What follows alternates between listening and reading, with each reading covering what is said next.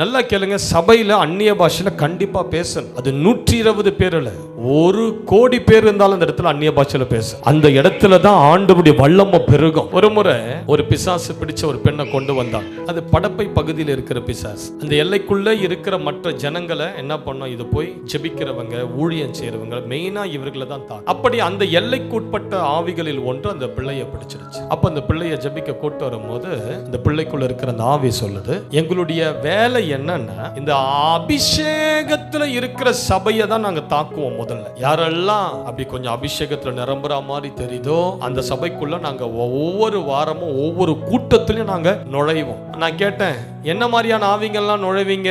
3 விதமான ஆவிகள் நுழையுமா. முதல் ஆவி தூக்கத்தின் ஆவியா நுழையும். அதனால தான் இந்த கூட்டத்துல சில பேர் அப்படியே கண் இழுத்துக்கிட்டு போது பாருங்க. இதெல்லாம் என்ன தெரியுமா? உங்களுக்கு பின்பதாக ஒரு ஆவி நிக்க, தூக்கத்தின் ஆவி. செல்போன் யூடியூப்ல கண்ணு திறந்து அப்படி இருக்குது, அப்படியே பிரெயின் சுறுசுறுப்பா இருக்குது, போய் அந்த தூக்கம் வரல.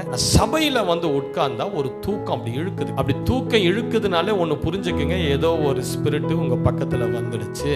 ரெண்டாவது இச்சையின் ஆவியாக கூட்டங்களுக்குள்ள வரமா. இன்னைக்கு எந்த பொண்ணு எப்படி ட்ரெஸ் போட்டு வந்திருக்குது, அப்படியே கண்ணு சுத்தம். சில வாலிபர்களுக்கு, சில வாலிப பெண்களுக்கு அது மாதிரி கண்ணு சுத்தம் யாரு வந்திருக்கிறாங்க. இது என்னன்னா அந்த ஆவி சொல்லுது, நாங்க இச்சையின் ஆவி அவர்கள் மேல இறங்கி ஜெபத்துல கான்சென்ட்ரேட் பண்ண விட மாட்டோம், அங்க இருக்கிற பெண்களை பார்க்க வைப்போம், பெண்களை ஆண்களை பார்க்க வைப்போம். இப்படி ஒரு இச்சையின் ஆவியாக கூட்டங்களுக்குள்ள நாங்க கிரியை செய்வோம். மூன்றாவது கன்ஃபியூஷன். இந்த பிரசங்கத்தை நீங்க கேட்க விடாதபடிக்கு கணவர் வந்துட்டு இருப்பாரோ, கேஸ் ஆன் பண்ணி சிம்பிள வச்சு டீ சூடு பண்ணமே, இதெல்லாம் ஆஃப் பண்ணிட்டு வந்தோமா, இப்படிலாம் உங்க சிந்தையை போட்டு குழப்பி குழப்பி குழப்பி வசனத்தை கேட்க கூடாதபடி ஒரு கன்ஃபியூஷன். ஏன்னா விசுவாசம் எதனால வரும்? வசனத்தை கேட்கும் போது தான் உங்களுடைய இருதயத்துல ஒரு வழி ஆவியானவருக்கு திறக்கும், ஆவியானவர் உங்களுக்குள்ள வருவார். அதனால பிசாசு என்ன பண்ணும், உங்களை கன்ஃபியூஷனுக்குள்ள கொண்டு போய் இந்த 3 காரியங்களை சபைக்குள்ள கூட்டங்களுக்குள்ள கிரியை செய்து கொண்டிரு. ஆனா அந்த ஆவி சொல்லுச்சு,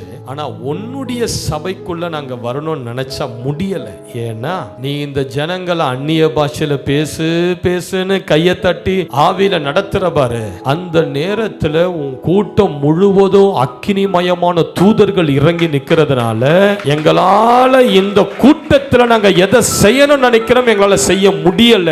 அப்ப பாருங்க, அபிஷேகத்துல நிரம்பி இருக்கிற இடத்துல அந்தகார வல்லமைகள் கிரியை செய்ய முடியாது. பிசாசுகளால் அப்படி கம்ஃபர்டபிளா உட்கார முடியாது. ஏன்? நமது ஜெபித்த ஜெபங்கள் என்ன பண்ணி இருக்கிறது, தேவன் நம்மளை சுற்றிலும் அக்கினி மதிலாய் எழும்பி நிற்க செய்து கொண்டிருக்கிறது. அதனால தான் நீங்க என்ன பண்ணணும், அபிஷேகத்துல நிரம்பி நிரம்பி நிரம்பி உங்க வீட்டுல ஜெபிக்கணும்.